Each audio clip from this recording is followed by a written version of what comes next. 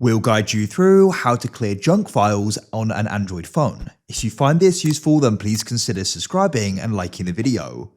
Over time, junk files are going to go and build up, and this will go and take up storage on your device, and it can also just go and slow it down.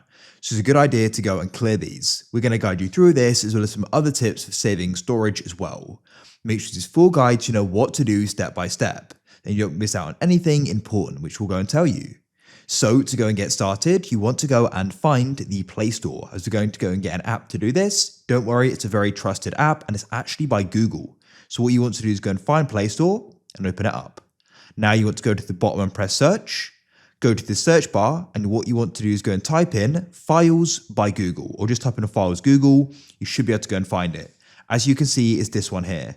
I've already got on my device installed, but you can go and install it. When you've got it, you can then go and press open, like so. So this is essentially a file manager. You already have one on your phone, but this one has got some really great features, and I want to go and show you them to go and clear the junk files. What we need to do is head to the top left. You'll go and find the three bars, and you can go and tap there, and then you can go and find clean, as you can see. Now it's going to go and load, and as you can see, we've got junk files, and what we can do is we can go and press clean. Now, as you can see here, it says clear temporary app files. Filters by Google would like to clear some temporary files. This may result in an increased usage of battery or mobile data. I'll press clear, and now, as you can see, junk files have now been cleared, say 44 megabytes. You can also go through here and go and see these other options you can use to go and clear your device. We can go and delete duplicates. I could press select.